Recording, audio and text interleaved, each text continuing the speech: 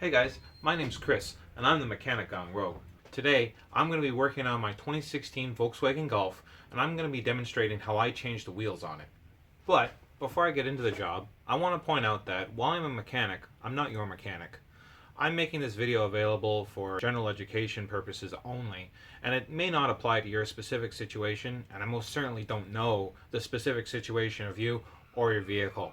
I always recommend safe work practices and to consult with a licensed local mechanic before working on your own vehicle. Use this information at your own risk, and please check out my full disclaimer in the description down below.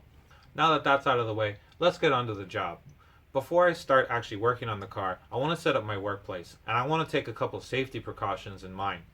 When I'm lifting up the car, I need to make sure that I'm doing so on a level and hard surface. I'm using a concrete garage floor for today. I also want to make sure that the vehicle doesn't roll. In order to do this, you can either use wheel chocks or you can use a parking brake. Today, I put on the parking brake. Next, I like to set up the space that I'm working in. I like to get all my tools out and ready before I get into the job. The majority of my tools are actually going to be located in the vehicle itself. For me, most of these items are located in the back of the vehicle. Pulling them out, we have a breaker bar with a plastic cap remover and a lug bolt installer, and we have a jack and a jack handle. Not included with the vehicle is a torque wrench.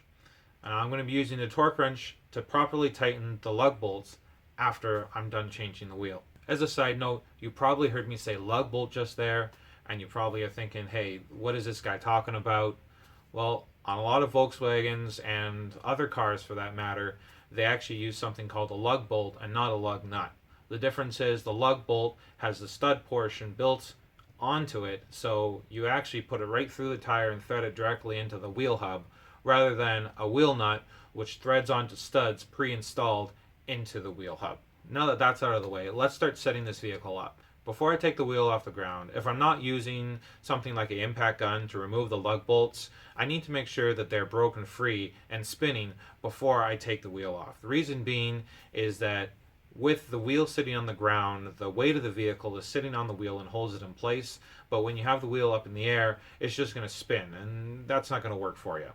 So before I can access my lug bolts, I have some wheel caps that I need to remove. Lots of cars have wheel caps or wheel covers or something of that nature that covers the lug bolts, and it's either there for aesthetic reasons or it protects them from rust and corrosion, all that kind of jazz. For me, I have individual wheel caps, and that's what my plastic wheel cap puller is for. It's just a simple hook, and I use that to pull out the wheel caps before I can break the lug bolts free. So in order to break these lug bolts free, I'm going to go ahead and use my breaker bar, and I'm going to push down with my hands. Another alternative would be to use my foot to put more of my body weight on the breaker bar. I would do this if the lug bolts were seized or if I'm not heavy enough to break them free with just my hands. In my situation, my breaker bar is at a fixed angle, making sure that I'm always applying even torque at a 90-degree angle. Some breaker bars come that pivot, and with those ones you always need to make sure that you keep it at a 90-degree angle and apply even force. The reason why you want to do this is if you don't do it, you actually run the risk of shearing the lug bolt or the lug nut off, and then you'd have to go ahead and extract the other broken piece out of the wheel hub before you can put the wheel back on. And that's way more of a complicated job than a lot of people are equipped for. Okay, now that I have the lug bolts broken free, I'm ready to take the wheel off the ground. Let's set up our jack.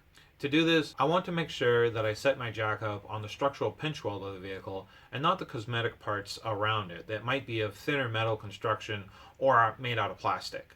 If you try to lift the vehicle by these parts, they haven't been designed to hold the weight of the vehicle, and they're more than likely going to break. Once I position my jack underneath, I'm going to turn it by hand until it's contacting the pinch weld.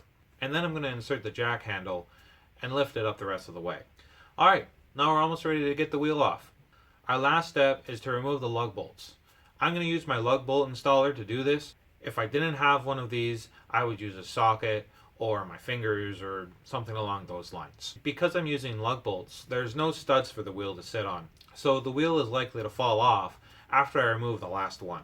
To help control this, you can see that I prop the wheel up with my shoulder as I remove the last lug bolt. And there we have it.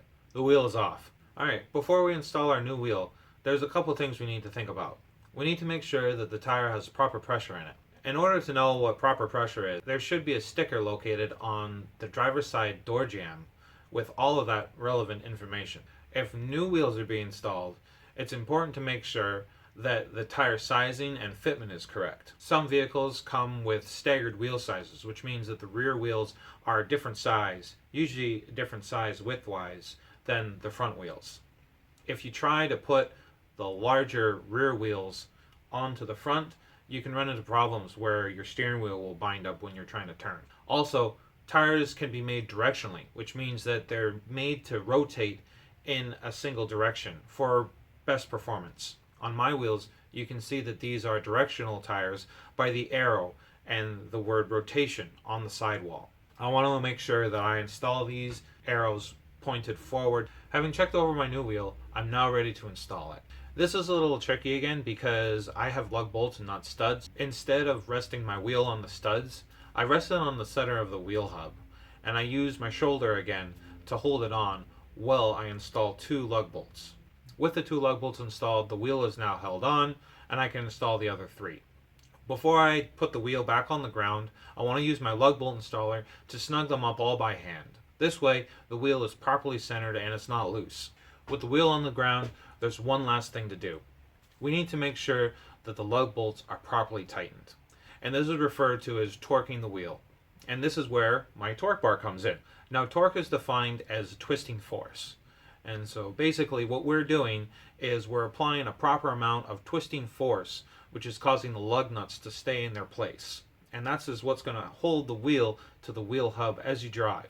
As you can imagine, if you don't apply the proper amount of force, those lug bolts are going to let go at some point down the road, and that's going to cause your wheel to fall off. I can't stress enough how important of a step this is. It's not to be skipped. Manufacturers will give a specification for how much torque to apply in either Newton meters or pound-feet of torque. I can find that specification in my owner's manual. On my car, it's 88 pound-feet of torque. So, I'm going to set my torque wrench to 88 pound-feet of torque, and I'm going to tighten my wheels in a star pattern. This ensures that the torque is applied evenly across the face of the rim, and you don't have one side binding up while the other side is torqued. Again, this would cause the torque to be improperly distributed, and it could cause your wheel to fall off in the future as you're driving. Now I'm done. Well, at least I'm done one of them. I got 3 more I gotta do. I hope you enjoyed this, or even learned a thing or two. If you liked this video, let me know with a comment or a thumbs up, and be sure to subscribe.